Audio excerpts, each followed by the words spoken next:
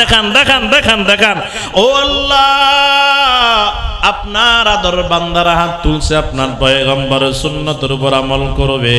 আল্লাহ গো, আমি গুনাহগার ছোট মানুষ, আমার দাদার বয়সী মুরব্বীদের সাথে হাত বাড়াইছি আল্লাহ, আমার বাবার বয়সী মুরব্বীদের সাথে হাত বাড়াইছি, আমার ডানে বামে আমার ওস্তাদ সমতুল্য মুরব্বীরা বৈশা রয়েছে, হাত তুলেছি আল্লাহ। আমরা সবাই ওয়াদা করতেছি আল্লাহ, আজকে থেকে আপনার পয়গম্বরের সুন্নতের উপর আমল করব, আপনার হুকুম সম্পূর্ণ পালন করার চেষ্টা করব। আমাদের সবাইকে কবুল করেন, জোরে বলেন আমিন। তাহলে সুন্নাত পালন করব, বলেন বাজান বরকত দিবেন কে? জোরে জোরে বলেন বরকত দিবেন কে? নবীর সিরাত সুন্নতের উপর আমল করব বাজান, খোঁজে খোঁজে খোঁজে খোঁজে সুন্নতের উপর আমল করব। ও বাজান, আদর্শ আমার নবীর আদর্শ আমরা খোঁজে খোঁজে আমল করব। হযরত ঈসা আলাইহিস সালাতু ওয়াস সালাম বলবে, ও হাশরবাসী,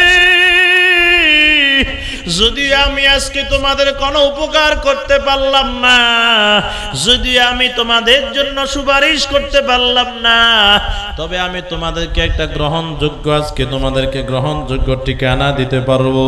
তোমরা সবাই চলে যাও, আখেরি জমানার নবীর কাছে চলে যাও।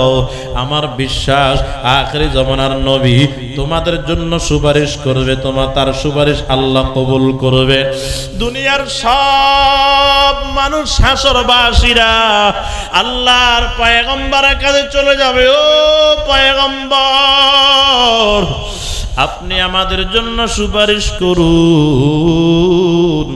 যেই সময়টাতে সমস্ত নবীরাও নাফসি নাফসি কয়ে চিৎকার মারবে, তখন আখেরি জমানার নবীর উম্মতেরা আখেরি জমানার নবীর কাছে যখন চলে যাবে, আল্লাহর পয়গম্বর তখন সেজদার ভিতরে পড়ে যাবে। ও আল্লাহ, আমার উম্মতদের কষ্ট আমি আমার উম্মতদের কষ্ট আমি সহ্য করতে পারতেছি না, আমার উম্মতেরা কষ্ট পায়, আমার উম্মতদেরকে জান্নাতের ব্যবস্থা করিয়া দেন। আল্লাহর পয়গম্বর সেজদার ভিতরে পড়িয়া কান্না শুরু করে দিবে। আল্লাহ পাক রব্বুল আলামিন বলবে, বন্ধু মাথা উঠান, আমি আল্লাহ দুনিয়াতে আপনাকে কম কষ্ট দিই নাই, আমার দ্বীনের কাজ করতে গিয়ে আপনি কম কষ্ট করেন নাই। দুনিয়াতে আপনি কষ্ট করেছেন, উম্মতের জন্য কান্না করেছেন। আল্লাহ পাক রব্বুল আলামিন বলেন, ও আমার বান্দারা, ও আমার বান্দারা, তোমরা শুনিয়া লও, আমার নবীকে আল্লাহ তাআলা বলে দিয়েছেন, উল ইন কুনতুম তুহিব্বুনাল্লাহ ফাত্তাবিউনি ইউহিব্বুকুমুল্লাহ ওয়া ইয়াগফির লাকুম যুনুবাকুম ওয়াল্লাহু গফুরুর রহিম। বলেন, আমরা আল্লাহকে ভালোবাসতে চাই কি চাই না? আরো জোরে বলেন, চাই কি চাই না? আল্লাহকে ভালোবাসতে কারা কারা চায়? হাত দেখায়। নারায়ে তাকবীর। আল্লাহ কবুল করেন, হাত নামান। আল্লাহ বলে, যদি তোমরা আল্লাহর নবীকে বলতেছেন, হে নবী, আপনি আপনার উম্মতদেরকে বলে দেন, যদি তোমরা আমাকে ভালোবাসতে চাও তো আমার নবীকে, অর্থাৎ নবীকে বলে আপনি আপনার উম্মতদেরকে বলে দেন, তারা যেন আপনার অনুসরণ করে। তো ইউহিব্বুকুমুল্লাহ, তাহলে আমি আল্লাহ তাদেরকে ভালোবাসবো। জোরে কোন সুবহানাল্লাহ। তাহলে আল্লাহকে যদি ভালোবাসতে চাই, অনুসরণ করা লাগবে আমার নবীকে। বলেন কাকে? আর জোরে বলেন, জোরে বলেন কাকে? সহজ কথা, আল্লাহকে যদি ভালোবাসতে চায়, অনুসরণ করা লাগবে কাকে? ভালোবাসা লাগবে কাকে? নবীকে। আচ্ছা বলেন, আল্লাহর ভালোবাসার তাহলে মহাব্বত, আল্লাহর ভালোবাসার, আল্লাহর মহাব্বতের মাধ্যম হলো নবী। কথা ঠিক নেই? জোরে কোন কথা ঠিক নেই? কে বলছেন? আরো আসতে বলেন, কে বলছেন? আরো মহাব্বতে বলেন, কে বলছেন? এবার নবীকে ভালোবাসা লাগবে নি? কথা কার? নবীকে ভালোবাসা লাগবে নি? নবীকে অনুসরণ করা লাগবে নি? লাগবে। এবার নবীকে আমরা অনুসরণ কেমনে করব? নবীকে আমরা ভালো কেমনে বাসবো? আল্লাহ রাসূল বলেন, এদিকে তাকান বাবা, আল্লাহ রাসূল বলেন, মান আহাব্বা সুন্নতি ফাকাদ আহাব্বানি, যে ব্যক্তি আমাকে ভালোবাসতে চায় সে যেন সুন্নতকে ভালোবাসে, যে ব্যক্তি আমার সুন্নতকে ভালোবাসবে সে যেন আমাকে ভালোবাসলো, আর যে ব্যক্তি আমাকে ভালোবাসবে আমি রাসূল তাকে হাতে ধরে ধরে জান্নাতে পৌঁছায়া দিব। জোরে কোন সুবহানাল্লাহ। এখন নবীকে ভালোবাসতে গেলে নবী বলছেন কি ভাষা লাগবে? সুন্নত বলেন না, কি পালন করা লাগবে? কি? এদিকে তাকান, বিবাহ করছে, এদিকে তাকান, বিবাহ করছে, বাসর ঘরে বাসর রাতে যাইয়া বিবিরে বলতেছে, বিবি তোমারে আমি এত ভালোবাসি, তোমার চাইতে আর দুনিয়াতে কাউরে বেশি ভালোবাসি না। বিবি কো স্বামী, আমিও আপনারে এত ভালোবাসি, দুনিয়াতে আর কাউকে ভালোবাসি না। কারণ তখন তো তাদের একটা আনন্দের সময়, বলে ফেলছে। সকাল বেলায় স্বামী বাজারে যাইতেছে, স্ত্রী কয় দাঁড়ান, ভালোবাসেননি? কহ বাসি তো। কিরকম ভালোবাসেন? আমি তোমারে জানের চেয়েও বেশি ভালোবাসি, তোমার জন্য আমি মরতে রাজি, তোমার জন্য আমি যাহা আমার ইচ্ছা তাহা করতে রাজি আছি। তাই নাকি? কহ ও স্বামী এদিকে আসেন। একটা হাতের ভিতরে কলম নিয়ে খেয়াল করেন বাবা, কি দিয়া কি বুঝাইতেছে খেয়াল করেন বাবা। হাতের ভিতরে একটা কলম নিয়ে একটা খাতা নিয়ে কয়, আপনি তো আমার ভালোবাসতেন, ভালোবাসেন, রাত্রেও বলেছেন, কয় হ। বেশি ভালোবাসেন? ক হ বেশি ভালোবাসি। ক ঠিক আছে, ধরেন আমার এক জোড়া ছুরি লাগবে, আমার একটা শ্যাম্পু লাগবে, আমার একটা ফেস ওয়াশ লাগবে, আমার একটা মাথার তৈল লাগবে, আমার এক জোড়া নুপুর লাগবে। এরে বাজান বড় একটা সোতা দিয়া দিছেন, খেয়াল করেন বাবা, যে আমার এগুলা লাগবে, আপনি আমার এগুলা নিয়ে দেন, আনিয়ে দিতে হবে। স্বামী যদি বলে না না আমি তোমার এগুলা আনতে পারবো না, তাহলে বিবি নিশ্চিত হয়ে যাবে তুমি যে আমারে ভালোবাসো। বলো তোমার এই ভালোবাসা আসল ভালোবাসা নয়, শুধু আমার মিঠা খাওয়ার ভালোবাসা। এরে মুসলমান আমার বাবা, আল্লাহর নবী বলে, ও উম্মতেরা তোমরা কি আমারে ভালোবাসো? কহ নবী তো আপনারে ভালোবাসি। আল্লাহর নবী কয় কাগজ কলম লও, আমার যদি ভালোবাসতে হয় তাহলে আমার সুন্নতকে ভালোবাসা লাগবে, আমার সুন্নতকে মহাব্বত করা লাগবে, আমার সুন্নত পালন করা লাগবে। আমারে ভালোবাসলে আমার সুন্নত মাথায় টুপি দেওয়া লাগবে, আমারে ভালোবাসলে আমার সুন্নত মুখে দাঁড়িয়ে রাখা লাগবে, সুন্নত তরিকায় দাঁড়িয়ে রাখা লাগবে। আমারে ভালোবাসলে আমার সুন্নত মেসওয়াক করা লাগবে, আমারে ভালোবাসলে খানার আগে দস্তরখান বিছাইতে হবে, আমারে ভালোবাসলে মসজিদের ডান পা সুন্নত তরিকায় দিয়ে ঢুকতে হবে, আমারে ভালোবাসলে ঘুম যাওয়ার সময় সুন্নত তরিকায় ঘুমাইতে হবে, আমারে ভালোবাসলে এরে তোমার ঘুম থেকে উঠার পর থেকে নিয়ে ঘুম যাওয়া পর্যন্ত সুন্নত তরিকায় চলতে হবে। যদি বান্দা বলে ও রাসূল আপনাকে ভালোবাসি, আপনার সুন্নত পালন করতে পারবো না, তো আমরাও নিশ্চিত হয়ে গেলাম তুমি নবীর আসল উম্মত নয়, শুধু নবীর নামে জিলাবি খানেওয়ালা উম্মত। জোরে কোন ঠিক কিনা? এরে মুসলমান আমার বাবা, যদি বলে আমি নবীর উম্মত, তাকায়া দেখবেন চেহারায় দাঁড়িয়ে আছেনি, যদি না নাই নাই, তাকায়া দেখবেন মেসওয়াক ব্যবহার করেনি, যদি দেখেন না না নাই, তাকায়া দেখবেন খানার আগে দস্তরখান আছেনি, যদি দেখেন না নাই, তাকায়া দেখবেন মাথায় টুপি আছেনি, যদি দেখেন না নাই। এরে বাজান তখন নবীর সুন্নত ছাড়া এরে বাজান যত স্লোগান দেয়, স্লোগান দিতে পারবে ঠিক, এরা নবীর উম্মত নয়, বাটপার ছাড়া কিছু নয়। কথা বলেন ঠিক কিনা? যার ভিতরে আছে সুন্নত সে হবে উম্মত। জবান খুলে বলেন, যার ভিতরে আছে সুন্নত সে হবে, বলেন বলেন, যার ভিতরে আছে সুন্নত সে হবে উম্মত, যার ভিতরে নাই সুন্নত সে হবে না উম্মত। উম্মত হতে গেলে লাগবে কি? সুন্নত। কোন কি লাগবে? সুন্নত লাগবে বাজান, সুন্নত ছাড়া উম্মত হওয়া যাবে না। এরে মুসলমান আমার বাবা, আল্লাহর পয়গম্বর সুন্নত তরিকায় যদি চলতে পারো, আল্লাহর পয়গম্বর খেয়াল করেন বাজান কি বলতে আছে।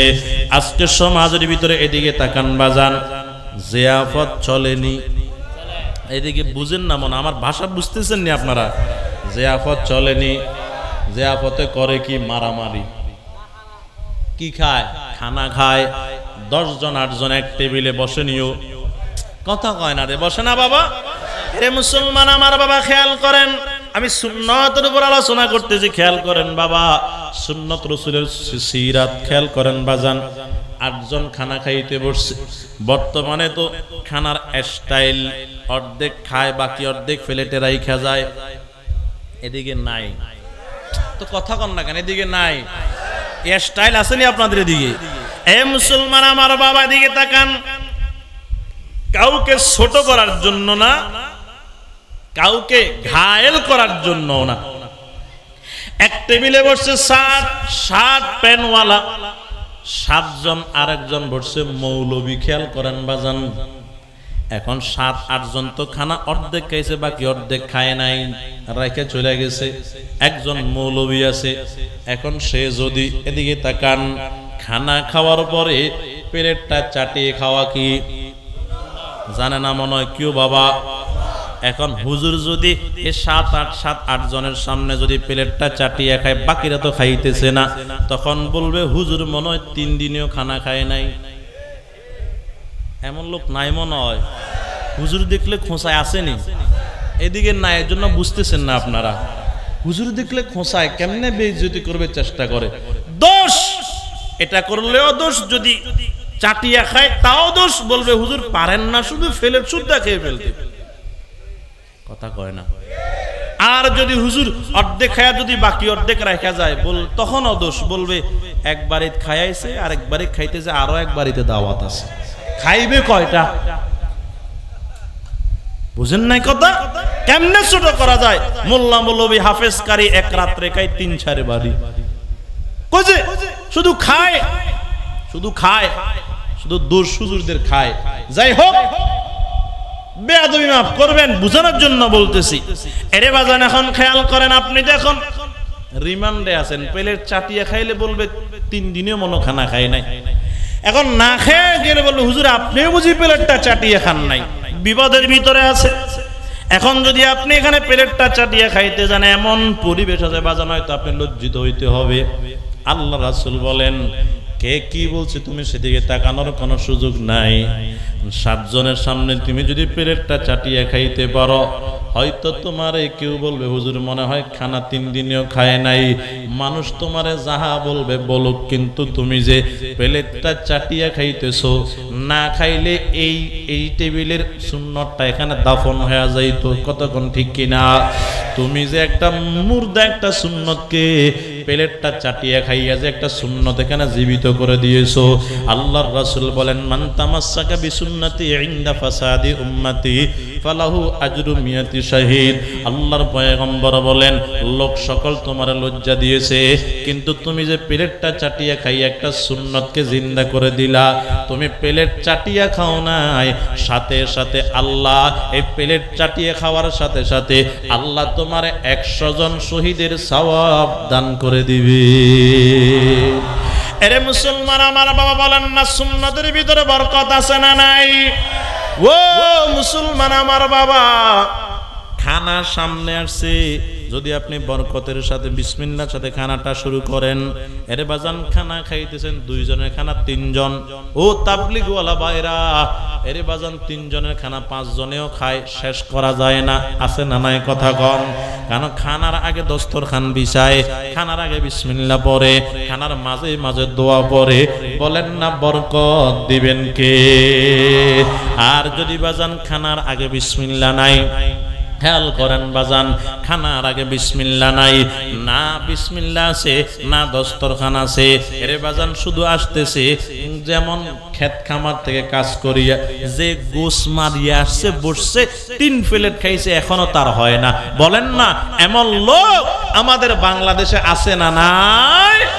3 প্লেট খাইছে, তারপরেও খাইতে পারি না, এমন শেকায়েত করার লোক নাই গো বাজান। আল্লাহর রহমতে ভালোই খাইতে পারে, কিন্তু শেকায়েত খাইতে পারে না। মুখের রুচি না, রুচি নষ্ট হয়ে গেছে। বাজারে যাইতে আছে, যাওয়ার সময় বৃষ্টি একবারে একবার আপনার সামনে গিয়া বৃষ্টিতে বিপদে পড়ে গেছে, বাড়িওয়ালা কয় দিয়ে আসেন, কই যান? ক বাজারে যায়। ক বৃষ্টি কেমনে যাবেন, আপনি একটু অপেক্ষা করুন আমার ঘরে। অপেক্ষা করতেছে, হয়ে গেছে দুপুর বেলায়। কয় মেহমান সাহেব আপনি তো বাজারে যাইতেছেন, এখন যাইতে পারতেছেন না, দুপুরের সময় হয়ে গেছে, সামান্য ডাল ভাত দিয়ে কিছু খানা খেয়ে যান। হ্যাঁ ঠিক আছে, আপনি যেহেতু বলতেছেন খাওয়ার জন্য বসছে, এদিকে তাকান বাবা। খানার জন্য মালিক ভিতরে গেছে, ভাত নিয়ে আসছে এক গামলা, আনিয়া থুইয়া তরকারির জন্য গেছে, আইসা দেখে ভাত নাই, খেয়ে ফেলছে। এবার যখন তরকারি এনে ভাত তো আমি তো খেয়ে ফেলছি, গেল আবার ভাতের জন্য, আইসা দেখে তরকারি নেই। এইভাবে আবার গেলেন, তরকারির জন্য আইসা দেখে ভাত নাই। শেষ পর্যন্ত মহিলাকে কি রাক্ষস নিয়ে আসছেন আপনি, আমার পাতিলার ভাত সব শেষ হয়ে গেছে। ও বিবি তুমি এটা দুঃখে মরো, তোমার পাতিলার ভাত শেষ হয়ে গেছে, আমি তো ওই দুঃখে মরতেছি, তোমার ভাত আর তরকারি একসাথে করতে পারি নাই আমি। ভাত নিলে তরকারি নাই, তরকারি নিলে ভাত নাই। শেষ পর্যন্ত বলতেছে ভাই আপনি কই যাইতেছেন? ক বাজারে। কেন যাইতেছি? ক ডাক্তারের কাছে। কেন? আমার মুখের রুচি নাই, রুচি বাড়ানোর জন্য ডাক্তারের কাছে যাইতেছি। ভাই রে ভাই, যে রুচি নিয়ে আপনি এখন চলতেছেন, ডাক্তারের কাছে যাওয়া লাগবে না, যেদিক থেকে আসছেন সেদিকে চলে যান। খাওয়ার পরেও বলে না আলহামদুলিল্লাহ, খাওয়ার পরেও বলে না আলহামদুলিল্লাহ। কেমন লোক নাই? ওই কথা বল না কেন নাই গো বাবা।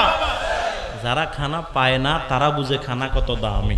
আমি তো পেট ভরিয়া খাইছি, এরপরে আমার মুখ দিয়ে আসে নাই আলহামদুলিল্লাহ।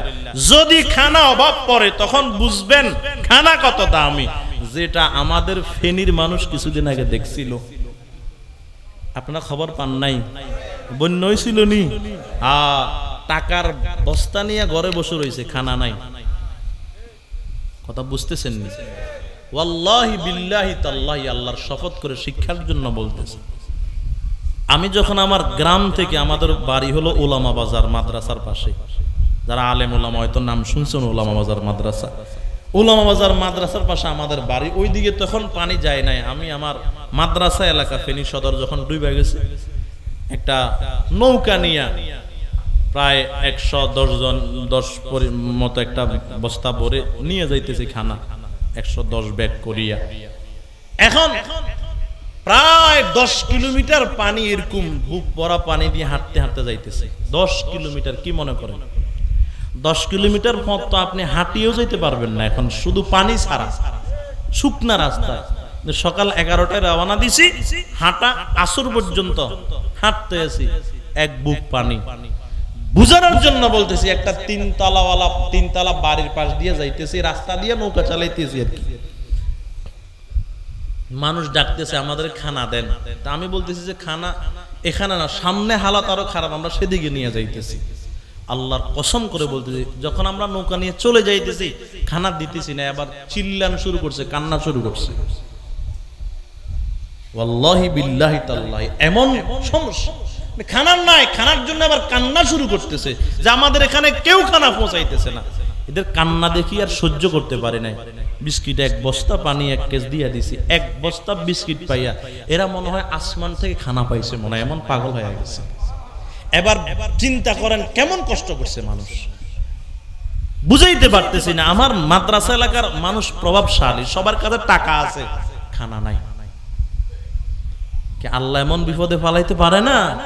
তারা বুঝছে খানা কেমন, 3 দিন 4 দিন শুধু সিরার মুড়ি খেয়ে রয়েছে, সিরার মুড়ি, পানিও নাই, পানি সব বিষাক্ত পানি। মোরগের পোল্ট্রি ফার্ম ছিল, মোরগ গুলা মরে ফসে পানি পানি হয়ে গেছে। কোটি কোটি টাকার মোরগ রাস্তা রাস্তায় ভাসতে আছে। এই পানি আপনি পান করতে পারবেন নি বলেন? পানি নাই, খানা নাই, টাকা আছে। সেখান থেকে শিক্ষা নিতে হবে, টাকা সব সময় কাজে আসে না। তারা বুঝছে খানা কেমন দামি, খানা কেমন দামি তারা বুঝছে। আর আমরা খানা খাইতেছি, শুকরিয়া নাই। বলেন খানা খাওয়ার পরে যদি আলহামদুলিল্লাহ একটা আওয়াজ দিই, টাকা খরচ হয়? হয় জোরে বলেন না বাবা, টাকা খরচ হয়? আলহামদুলিল্লাহ বললাম, প্রশংসা করলাম কার? আল্লাহর প্রশংসা করলে, আল্লাহর শুকরিয়া আদায় করলে নিয়ামত কমে না বাড়ে? জোরে জোরে বলেন, কমে না বাড়ে? বারে এই জন্য খানা খাওয়ার পরে জোরে জবান খুলে বলবো কি? জোরে বলেন আলহামদুলিল্লাহ। আল্লাহ শুকরিয়া, আল্লাহ আপনার শুকরিয়া আদায় করতেছে। এ মুসলমান আমার বাবা, খেয়াল করেন, সময় শেষ, খেয়াল করেন বাজান। তাহলে আল্লাহকে মহব্বত করতে হলে অনুসরণ করা লাগবে, অনুসরণ করা লাগবে আল্লাহর পয়গম্বরের। আর আল্লাহর পয়গম্বর অনুসরণ করা লাগবে সুন্নতের মাধ্যমে। এবার বলেন, সুন্নত পালন করা দরকার আছে না নাই? এই বাজান ঘরের ভিতরে সুন্নত পালন করব, খেয়াল করেন বাজান। আল্লাহর পয়গম্বর আদর্শ, আল্লাহর পয়গম্বরের সিরত, আল্লাহর নবী যেগুলা করেছেন এবং আমাদেরকেও করার জন্য হুকুম দিয়া দিছেন, এর বাজান এগুলা হলো সিরত। নামাজ সিরত, রোজা সিরত, এর বাজান কোরআন তেলাওয়াত সিরত, যাকাত দেওয়া সিরত, হজ করা সিরত, নবীর সুন্নতের উপর আমল করা সিরত। এই জন্য খুঁজে খুঁজে খুঁজে খুঁজে বাজান সুন্নতগুলা পালন করব। এরে মুসলমান আমার বাবা, সুন্নতে বরকত। জোরে বলেন সুন্নতে কি? সুন্নতে বরকত। যে সুন্নতওয়ালা হবে তার ঘরে বরকতের অভাব হবে না, আর যে ঘরে সুন্নত নাই তার ঘরে বরকত নাই। এদিকে তাকান বাজান। তাহলে আমাদের আদর্শ হতে হবে পয়গম্বর আদর্শের মতো, সিরতওয়ালা জিন্দেগি আমাদের হতে হবে বাজান। আমার থেকে যেন সুন্নত যেন ছুটে না যায়, আমার থেকে যেন নফল ছুটে না যায়, আমার থেকে যেন বাজান ফরজ ছুটে না যায়। আমি আমার জীবনটা রাসূলের সুন্নত দিয়ে সুন্দর করে সাজাবো, আমি আমার পয়গম্বরের সুন্নত দিয়ে জীবনটাকে সুন্দর করে সাজাবো। সুন্নত নিয়ে যদি আল্লাহর পয়গম্বরের দরবারে হাজির হতে পারি বাজান, পয়গম্বর সুপারিশ করবেন। এদিকে তাকান বাবা। আর যদি মুখে দাড়ি নাই, এই মুখে দাড়ি না থাকা অবস্থায়, মুখে দাড়ি নাই এই অবস্থায় যদি মৃত্যুবরণ করি, আমার যখন রূহটা আমার শরীর থেকে চলে যাবে বাজান, আমার এই দেহ থেকে চলে যাবে, তখন পশম উঠা বন্ধ হয়ে যাবে, শরীরের পশম বড় হওয়া বন্ধ হয়ে যাবে।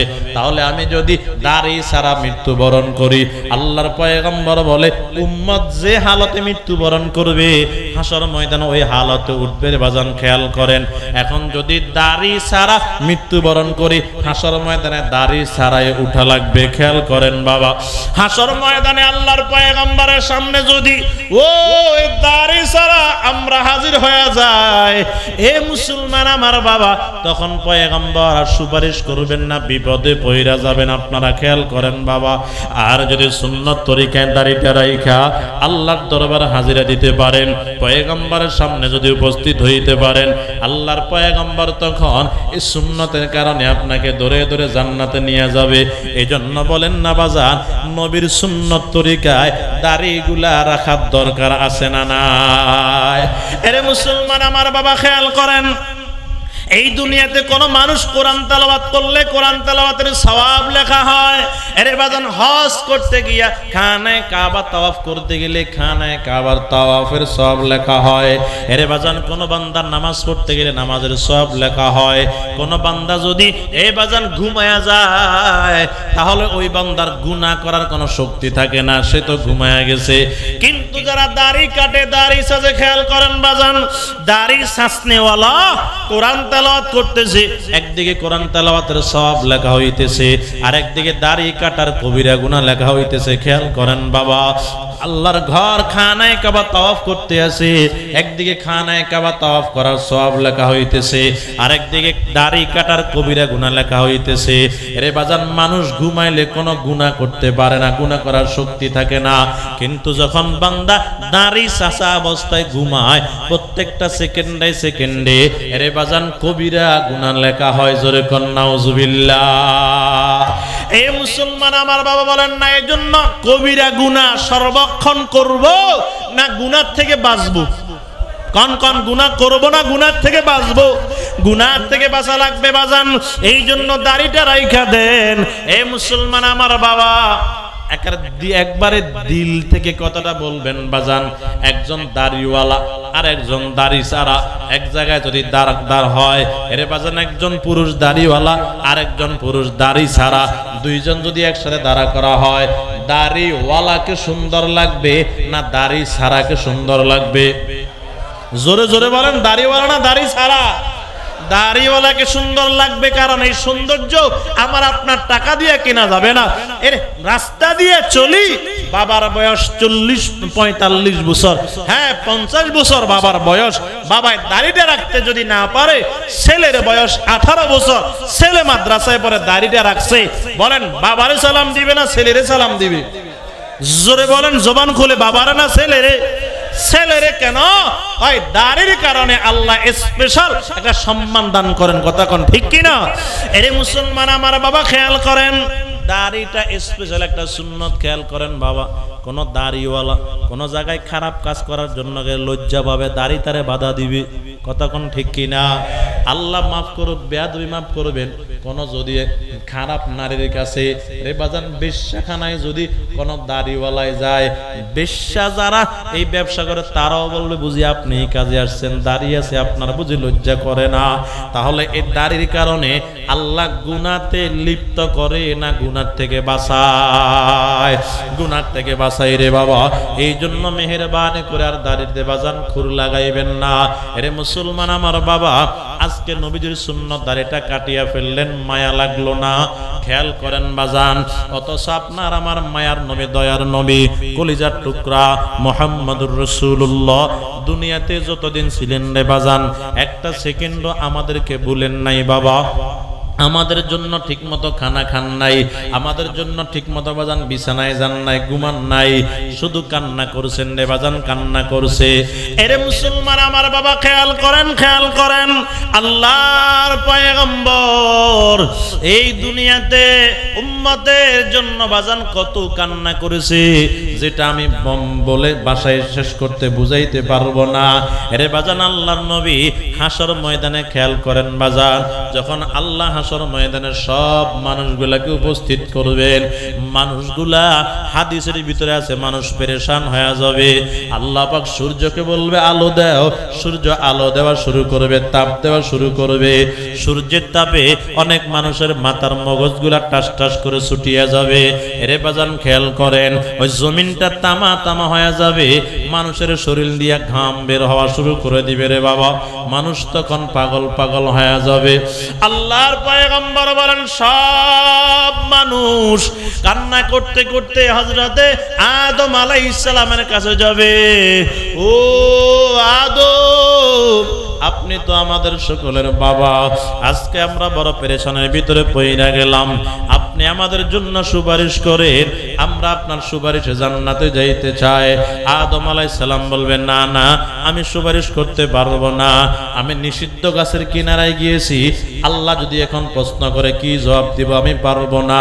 এর বাজান সবাই চলে যাবে হযরত ইব্রাহিম আলাইহিস সালামের কাছে। ইব্রাহিম আলাইহিস সালাম বলবে না, আমিও পারবো না। এর বাজান সবাই চলে যাবে মুসা আলাইহিস সালামের কাছে।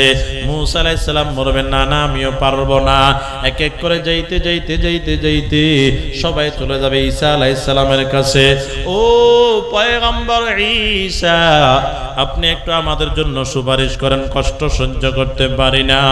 ঈসা আলাইহিস সালাম বলবে না না, আমার দ্বারাও সম্ভব না, আমি পারবো না। আজকে তোমরা আমার কাছে এটার জন্য সুপারিশ পাইবে না, আমি পারবো না। এ হযরত ঈসা আলাইহিস সালাতু ওয়াস সালাম বলবে, ও হাসরবাসী, যদি আমি আজকে তোমাদের কোনো উপকার করতে পারলাম না, যদি আমি তোমাদের জন্য সুপারিশ করতে পারলাম না, তবে আমি তোমাদেরকে একটা গ্রহণযোগ্য, আজকে তোমাদেরকে গ্রহণযোগ্য ঠিকানা দিতে পারবো। তোমরা সবাই চলে যাও, আখেরি জামানার নবীর কাছে চলে যাও। আমার বিশ্বাস আখেরি জামানার নবী তোমাদের জন্য সুপারিশ করবে, তার সুপারিশ আল্লাহ কবুল করবে।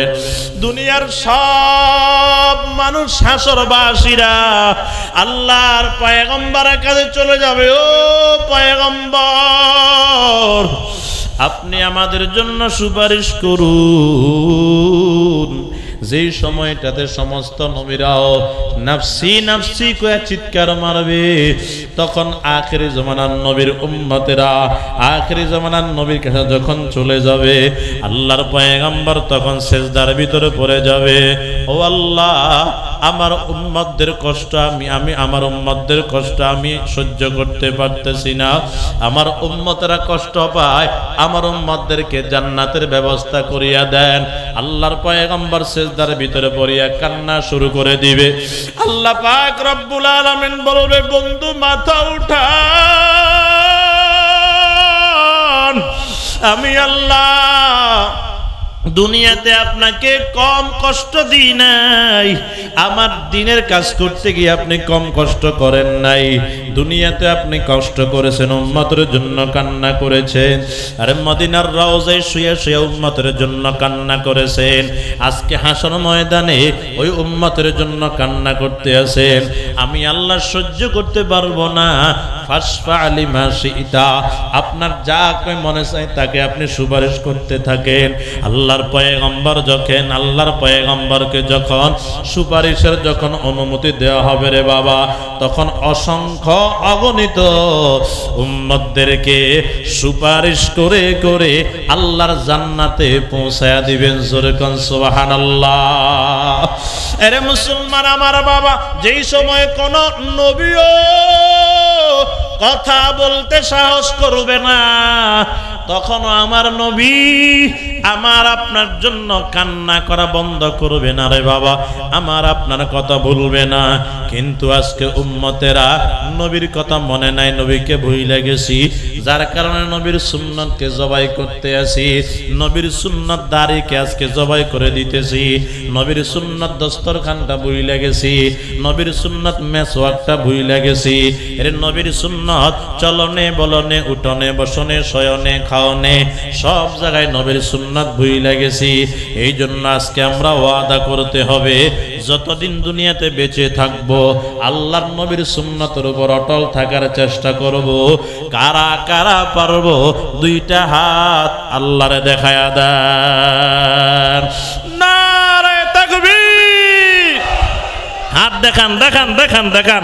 ও আল্লাহ, আপনার আদর বান্দারা হাত তুলছে, আপনার পয়গম্বরের সুন্নতের উপর আমল করবে।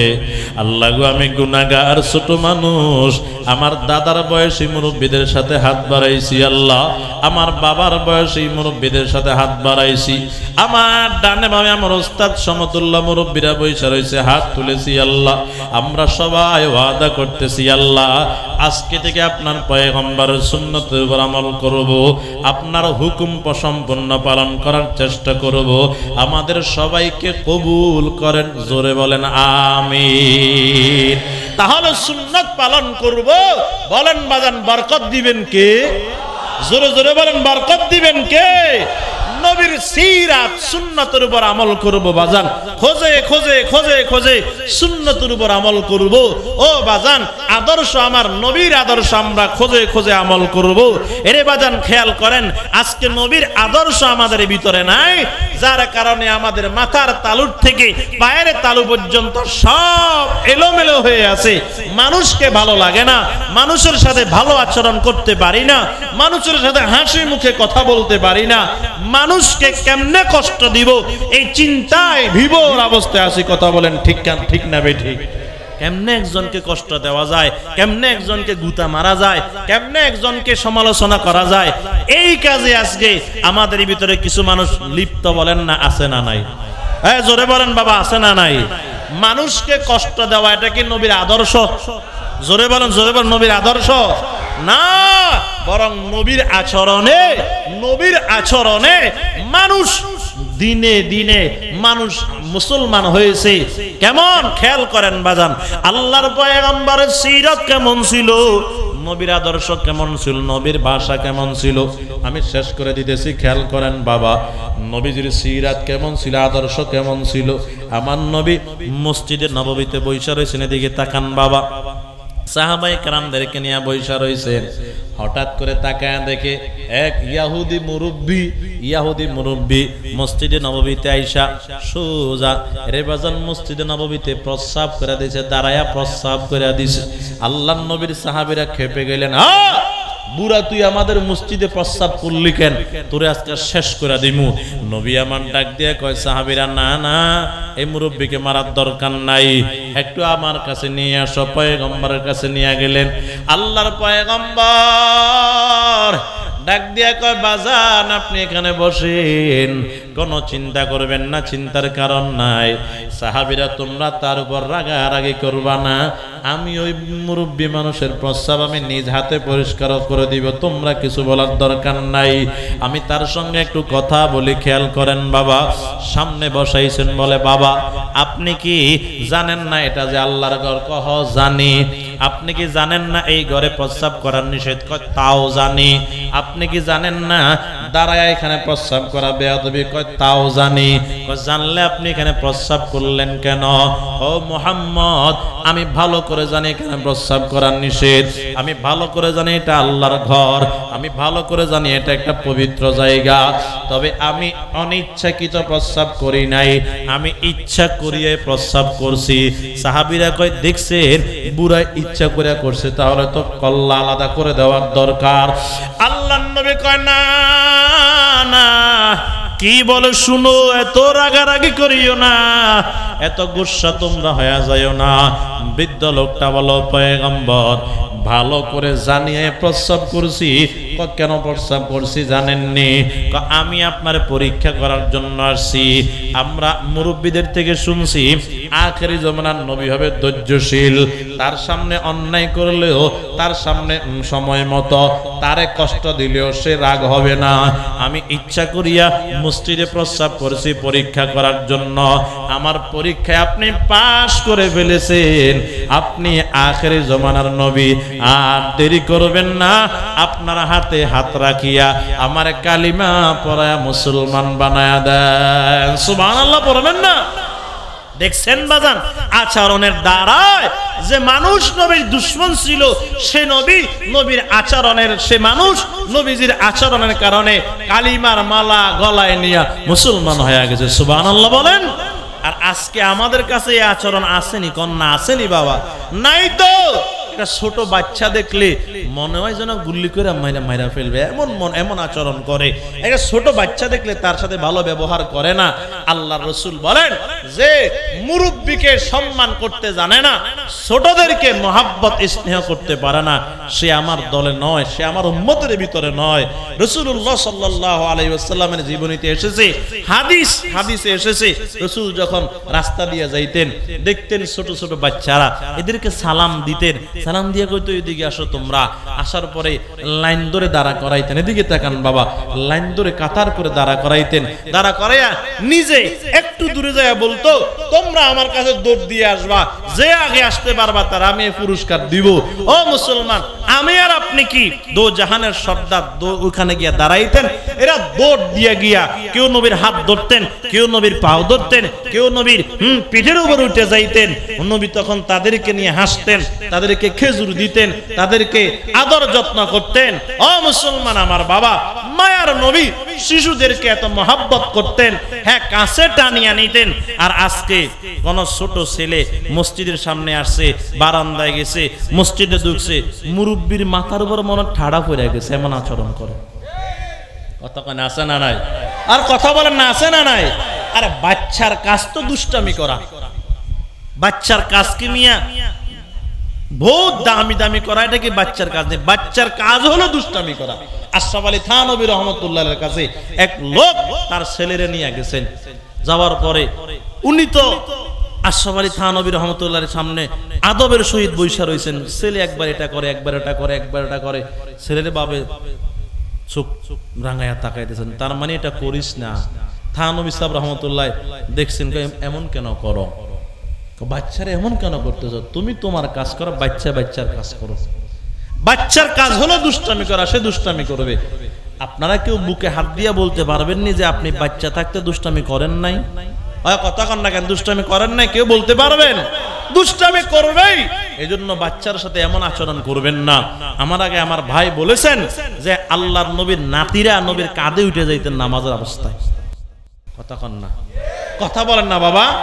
হ্যাঁ, হাদিসের ভিতরে আসছে, আম্মা জান আয়েশা সিদ্দিকা রাদিয়াল্লাহু তাআলা বলেন, এক লোক একটা বাচ্চা নবীর কাছে আনলেন, তো নবীজি এই বাচ্চাটারে কোলের ভিতরে নিছে, বাচ্চা প্রস্রাব করে দিছে।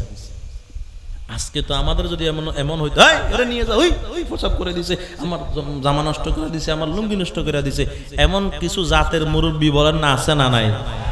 রাসূল তারে কিছুই বলেন নাই, রাসূল তার উপর রাগ হন নাই, আদর যত্নের সহিত বাচ্চাটারা দিয়া আবার নিজের যেখানে প্রস্তাব বাজে নিজে দুইতে আছে। সুবহানাল্লাহ বলবেন না? কি আমরা কি নবীর সাথে দামি হয়ে গেছি? নাউজুবিল্লাহ।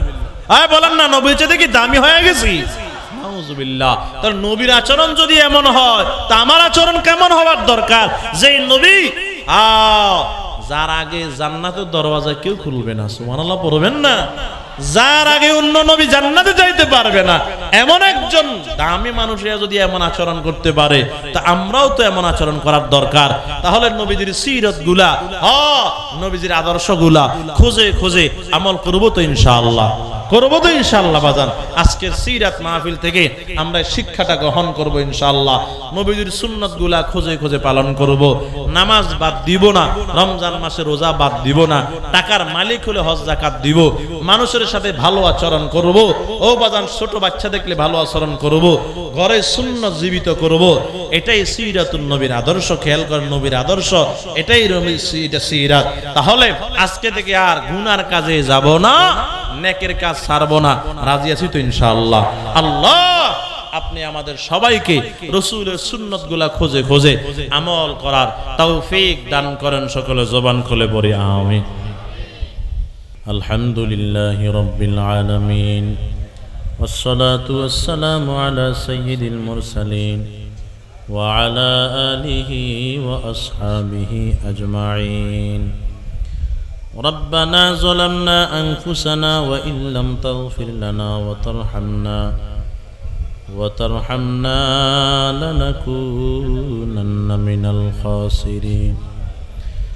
ربنا آتنا في الدنيا حسنة وفي الآخرة حسنة وقنا عذاب النار. সকলে জবান খুলে মা বাবার জন্য দোয়া পড়ে রব্বির হামহুমা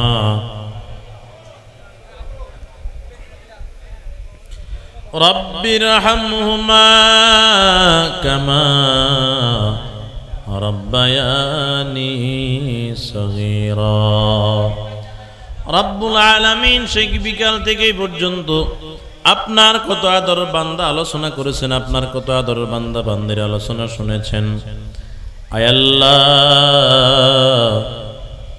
শেষ পর্যন্ত আমি গুনাহগার আপনার কিছু বান্দাদেরকে নিয়ে, নেককার বান্দাদেরকে নিয়ে আপনার পয়গম্বরের সিরাত, আয় আল্লাহ সিরাতের মাহফিলে সামান্য সিরত নিয়ে আপনার আলোচনা করিয়া, আপনার পয়গম্বরের উপর দুরূদ শরীফ পাঠ করিয়া, আপনার দরবারে ভিক্ষুকের মতো দুইটা হাত তুলে ধরলাম। মেহেরবানি করে আপনি আমাদের সকলের হাতগুলো কবুল করেন আল্লাহ। আয় আল্লাহ, জীবনের জানা অজানা শিরকি বেদাতি ইচ্ছা অনিচ্ছা ছোট বড় দিনে রাত্রে যত গুনাহ খাতা করে ফেলেছি, মেহেরবানি করে আমাদের সব গুনাহগুলো মাফ করে দেন আল্লাহ। আমাদের মুরব্বীরা যারা অন্ধকার কবরে মনকে মন টনকে টন মাটি বুকে নিয়ে শায়িত, মেহেরবানি করে তাদের কবরগুলাকে জান্নাতের বাগান বানায়া দেন আল্লাহ। আয় আল্লাহ, খাস করে আমরা যারা হাত বাড়াইলাম, আপনার কুদরতি নজরটা দিয়ে তাকায় দেখেন এখানে কার মা নাই। আয় আল্লাহ, কুদরতি নজরটা দিয়ে তাকায় দেখেন এখানে কার বাবা নাই। আয় আল্লাহ, মা বাবা যার দুনিয়ায় নাই, তাদের মতো অসহায় দুনিয়াতে কেউ নাই। আয় আল্লাহ, কত আদর মা বাবা যাদের অন্ধকার কবরে মাটির নিচে শুয়ে আছে। আল্লাহ, আব্বা মার জীবনের গুনার দিকে না তাকাইয়া আপনার রহমতের উসিলা করিয়া আব্বা আম্মার কবরকে জান্নাতের বাগান বানায়া দেন আল্লাহ।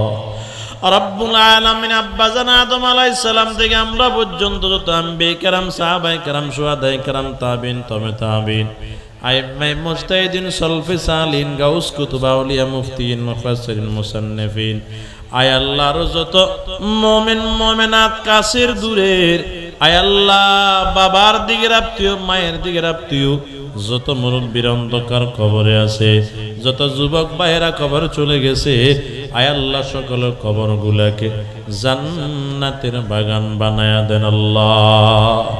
আয় আল্লাহ আমার যেই বাবারা, যেই ভাইয়েরা অনেক কষ্ট করে আল্লাহ অক্লান্ত পরিশ্রম করে আজকের সিরাতুন নবীর মাহফিল উপহার দিয়েছে আল্লাহ, যারা টাকা পয়সা, শ্রম, গাম, বুদ্ধি দিয়া, সময় দিয়া, দোয়া দিয়া, মশওয়ারা দিয়া যেভাবে সহযোগিতা করলো, প্রত্যেকের সহযোগিতা কবুল করেন আল্লাহ। যেই সংগঠনের উদ্যোগে মাহফিল, এই সংগঠনকে কবুল করেন আল্লাহ। আয় আল্লাহ যারা সদস্য আছে আল্লাহ, যুবক থেকে মুরব্বী পর্যন্ত, আয় আল্লাহ সবাইকে সুস্থতার সহিত দীর্ঘ নেক হায়াত দান করে দেন আল্লাহ। সকলের রুজি কামাইয়ের ভিতরে বরকত দান করে দেন আল্লাহ। অত্র এলাকার যত প্রবাসীরা প্রবাসী আছে আল্লাহ, প্রত্যেক প্রবাসীকে আসমানে জমিনে সমস্ত বলা মুসিবত থেকে হেফাজত করেন আল্লাহ। আয় আল্লাহ অত্র এলাকাতে যত অসুস্থ রোগীরা আছে মাওলা, অসুস্থদেরকে সুস্থতার নেয়ামত দান করে দেন আল্লাহ। অসুস্থতাও আপনার নেয়ামত, সুস্থতাও আপনার নেয়ামত। অসুস্থতার নেয়ামতকে সুস্থতার নেয়ামতে পরিবর্তন করে দেন আল্লাহ। আয় আল্লাহ অত্র এলাকার এই মসজিদের ইমাম, মুয়াজ্জিন, কমিটিগণ, মুসল্লিগণ, এলাকাবাসী সবাইকে মেহেরবানি করে কবুল করেন আল্লাহ। এই মাহফিল কিয়ামত পর্যন্ত জারি রাখেন আল্লাহ। মাহফিলকে যারা সূচনা করেছেন, আয় আল্লাহ যারা মৃত্যুবরণ করেছেন এদের ভিতরে, আয় আল্লাহ মাহফিলের সম্পূর্ণ সওয়াব তাদের কবরে পৌঁছায় দিন আল্লাহ। আয় আল্লাহ মাহফিল কমিটির সভাপতি সাহেব, সেক্রেটারি সাহেব সহ আয় আল্লাহ যত ভাইয়েরা আছেন আল্লাহ, প্রত্যেককে সুস্থতার সহিত দীর্ঘ নেক হায়াত দান করেন আল্লাহ। আয় আল্লাহ আমার ভাই জনাব এনামুল হক সাহেব দোয়া চেয়েছেন আল্লাহ, তিনার মনের সব নেক আশা পূর্ণ করে দেন আল্লাহ। আয় আল্লাহ ছোট ছোট বাচ্চারা হাত বাড়াইছে, আমার কত মুরব্বী বাবারা হাত বাড়াইছে আল্লাহ, কুদরতি নজরটা দিয়া তাকায় দেখেন দাড়িগুলা সাদা হয়ে গেছে, চুলগুলা সাদা হয়ে গেছে, কেমন যেন মৃত্যুর সিটি এসে গেছে গো আল্লাহ। মুরব্বীদের হায়াতে বরকত দান করে, শারীরিকভাবে আল্লাহ সুস্থতা দিয়া শক্তি দান করেন আল্লাহ। আয় আল্লাহ জানে না কোন দিন আজরাইল আমাদের সামনে হাজির হয়ে যায়। আজরাইলকে দেখিয়া চোখ দুইটা উল্টিয়া যাবে, হাড্ডির জোড়াগুলা ছুটিয়ে যাবে আল্লাহ। ওই আজরাইল আসার আগে আগে আয় আল্লাহ আমাদের জীবনের গুনাহগুলা মাফ নেওয়ার তৌফিক দান করে দিয়েন আল্লাহ।